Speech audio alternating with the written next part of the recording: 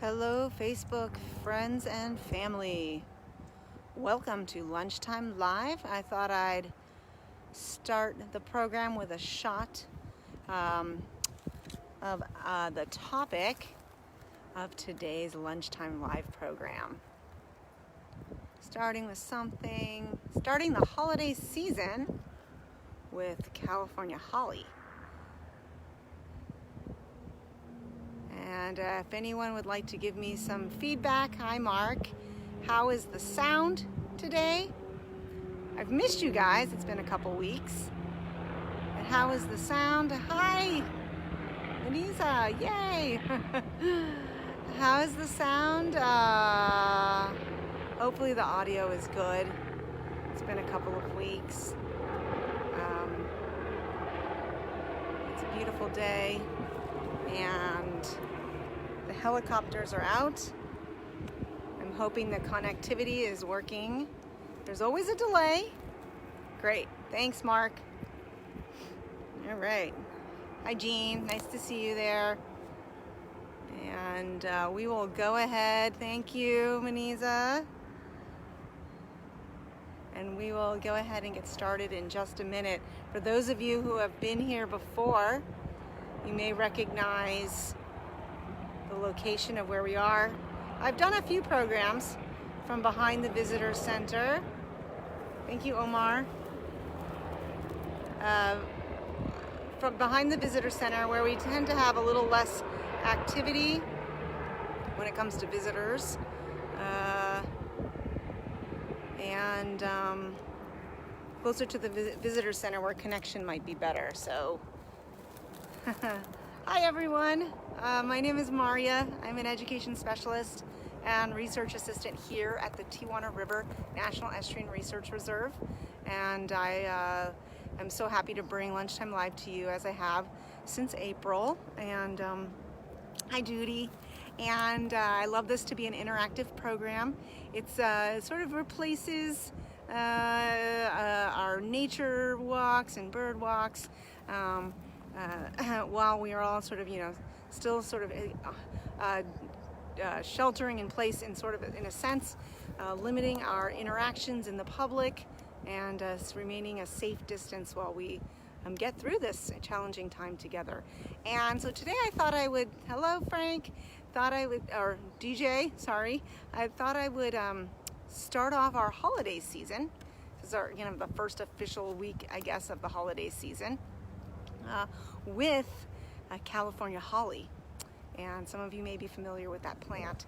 I had it up and we'll be focusing on it. So again, if you have any questions related to today's topic, California holly or Christmas berry, feel free to shoot them in the comments. I'll do my best to answer them. I always try to come back and answer them later and after the program. And if you're joining us when we're not live, you can always answer your questions. Feel free to share any images related to the topic. I'd love to see what you have, and we'll go ahead and get started. So today's program is the California holly or the Christmas berry. So let's take a look at it again. And there it is. Heteromeles arbustifolia, and it is beautifolia. Heteromeles arbustifolia, commonly known as Christmas berry or California holly. And for those of you who may be more familiar with the English holly that I grew up with on the East Coast, this is a very similar looking species. Those red berries give it that distinct holly look, and we'll take the phone off of the tripod, and we'll, of course, as we usually do, get up close and personal at the plant. So this is, again, for those of you who prefer to learn the scientific name, Heteromeles arbustifolia. And this is a plant in the Rosaceae family. So in the rose family. And we have several of those around here. Looks nothing like a rose. but it is in the rose family. So you can see this is a fairly large species of plant that is ecologically, significant and native to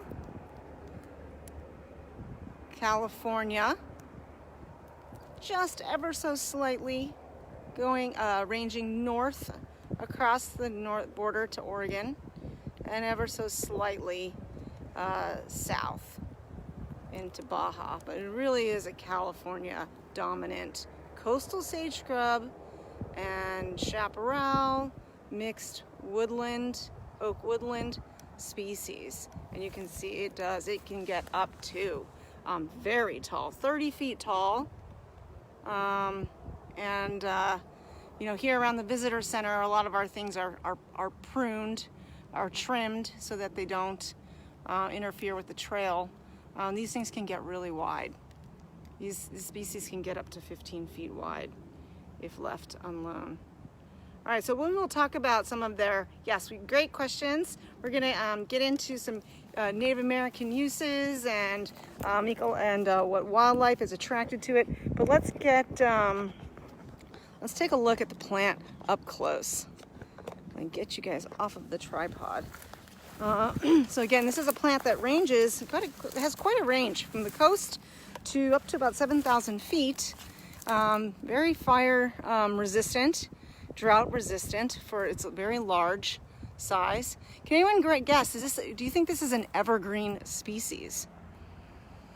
Is this an evergreen species? And I know there's a delay there. Would anyone guess, is this an evergreen? Yes. This is an evergreen plant.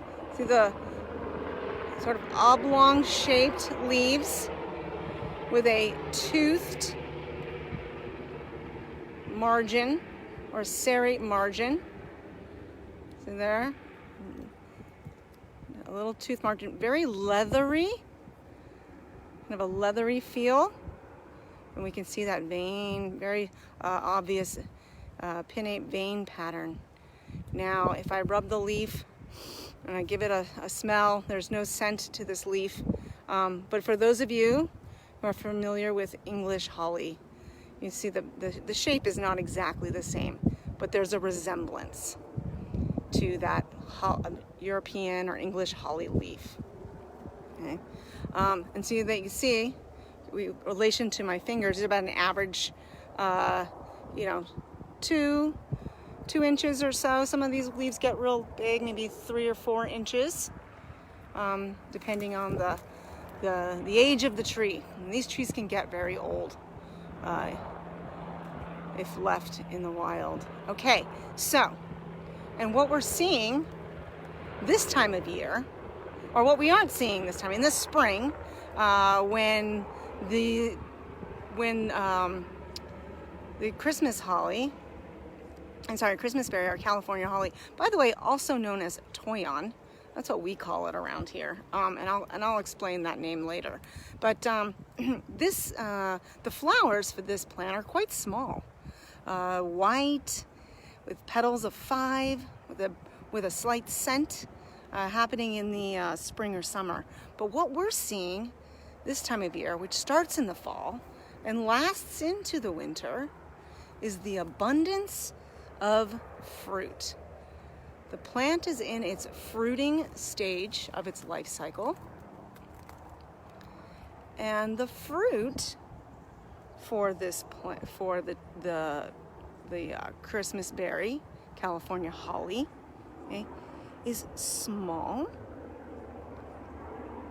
bright red, okay, and berry-like. Anyone familiar with this, with seeing this? If I could take you on a tour, on a walk of the area around the visitor center, the abundance of berries on the Toyon is significant. It's prolific, and I don't know if you can see. There's one in the shade over there. The top of it is in the sun. just exploding with fruit. Has anyone seen on your walks in your local canyons, or if you've been to the visitor center lately, this is what's going on. This is what is eye-catching. It's this prolific explosion of red fruit from the Toyon. And these are these berries, although they may look very inviting, and red is sort of that color that we associate sometimes with sweetness, but also it's that sign of danger. And like many other plants in the rose family, Rosaceae, and fruits in the Rosaceae family, there is a bit of cyanide within these berries and leaves. So you might imagine these would not taste very good. They have a bitter taste to them. These are fairly mature. These are getting very mature. They start out in a lighter shade of yellow to orange to this deep red. Okay, and green. The red is showing its maturity, and like I said, many of the plants in the Rosaceae family, the fruit contains a cyanide that makes this plant very bitter and have kind of an astringency. So not something you'd want to just pick and eat. However, they are eaten by both people and wildlife. So what would be attracted to these red berries around here, or in our San Diego, or in our California oak woodlands, in our chaparral? Well, a lot of birds like, anyone know? For those birders out there, what birds like to eat the berries of the California holly? Oh, wait a minute. We'll think about that. So there are birds that are attracted to this plant. However, coyotes and bears will also eat these, and you may see this in their scat. There you go, Mark. There you go. Mockingbirds, yeah. Thrashers, I guess. I didn't read about that. Cedar waxwings, beautiful bird. Robins, okay. And not sure about scrub jays, but mockingbirds and cedar waxwings. I know cedar waxwings are really known for this. So food for birds, and also like those coyotes and bears. However, during the spring season when it's flowering, butterflies, our moths, our bees, our pollinators are also attracted to this bird. So it's providing food throughout the year for wildlife. Now, this plant, like I said, it's a dominant plant in the coastal sage scrub and chaparral, and has been here for many, many years. In this climate, in these communities, and Native people use this as also not just a source for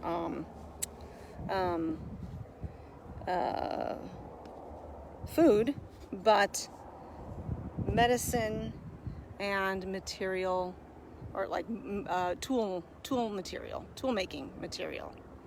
So unlike the birds, they do look tasty. The bright red is attractive. They aren't tasty. They're bitter. They're astringent. And although I don't know if you would have to eat a lot of them to really significantly hurt you, you would have to. So what was done was is done is they if you if you let the berries ripen, on the plant itself, harvest them,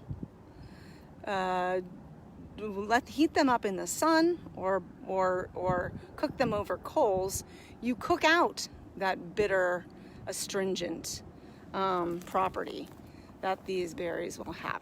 And that was then used as a source for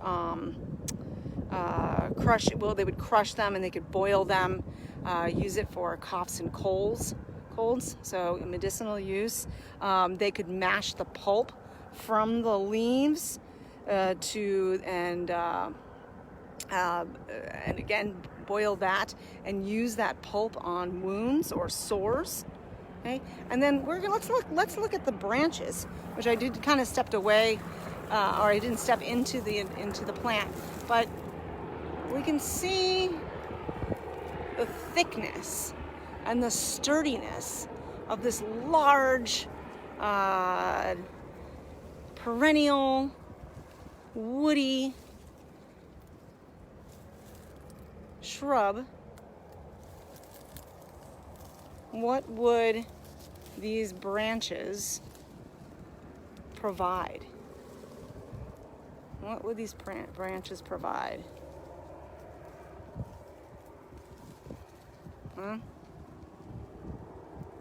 Bow making.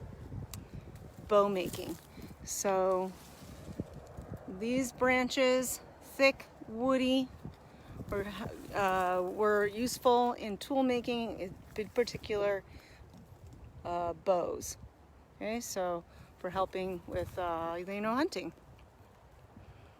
So quite useful plant. Lots of branches, lots of branching. Again, like I said, up to about 30 feet tall. These are, if you're looking for something to grow in your yard and prune, and shape. This is a species that you can shape it like you want. If you wanted to shape it more like a tree, and we have one here, which if we have a time, I'll walk us over there, and you can see one that's been pruned to look a bit unnatural, but provides a great shady spot to go underneath. So there you go. The Toyon, the Christmas berry, and the holly, California holly. And I'm sorry, I'm trying to read your comments and questions while I do this at the same time, and there is such a delay. So yes, you guys, bow making, pulp, right, for medicinal purposes. The leaves and the berries have that property, those astringent properties, that they need to be boiled or heated to remove the Toyon. And Toyon, so I've been referring to it as Toyon. That's what we call it around here. So the Toyon, the name of Toyon, actually comes from the Ohlone people. This was their name for this plant, and so it really is one of the few plants that is commonly referred to by its native name, right? And I'm sorry, I'm just showing you the other one there, and if you can see in the distance that large tree, that is a California holly. California holly, trimmed up like a tree. We won't walk over there, but you can see how big that is compared to the building. I spoke with Debbie earlier, who really has been instrumental in what we have around the visitor center as far as plants go, and she told me that's one of her favorites. She loves that one, even though it looks, it's not very natural looking, but that shape is inviting. A nice bench under there would be wonderful to watch the birds, right, in our bird and butterfly garden, which we hope to really cultivate in this area. So there we go. the Christmas holly, the Christmas berry, California holly. Look for it on your next hike. And one other thing, I haven't had anyone ask this question, so maybe it's not something that is all that a rumor that's all that well known, but it's something that's brought to my attention when I first started here. And I would occasionally hear from folks that the Toyon, or the California holly, the Christmas berry, was the reason that Hollywood, the town of Hollywood, was named. It was because of this plant, because the hillsides were covered with this plant. And this was something that was written about by someone who was writing about California native plants. That was a kind of a romantic notion in the 1980s. And I think from that book, that